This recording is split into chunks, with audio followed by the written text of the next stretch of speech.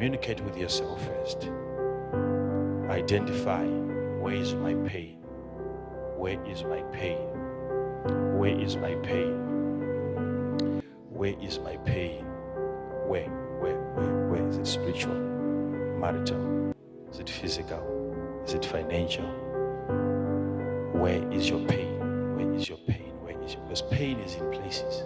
Maybe if you find your pain is in a place, then we'll get to how you can remove it. But if the pain is in the place, because there are very painful places in our lives, pain that is caused by a place. You can belong to a church that causes you pain. Get out of it.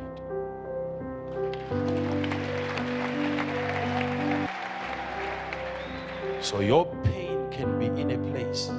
Don't argue with me and say, no. Pain can be in a place. Okay, why do they put people in prison? Why?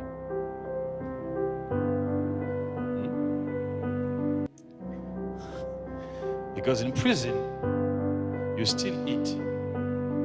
You still have clothes. But people don't want to go to prison. Why?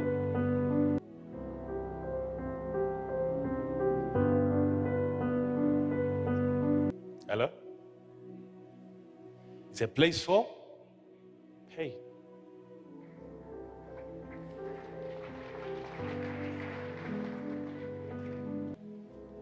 "19 years in prison."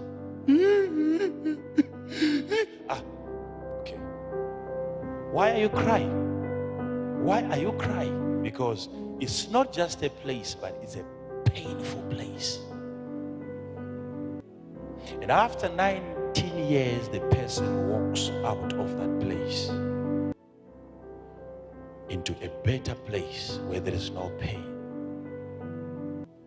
There are places that causes you pain, locations where some of you stay that causes you pain. It might not be your own pain, it could be the pain of the place. And you become a partaker of that pain because you chose to remain in that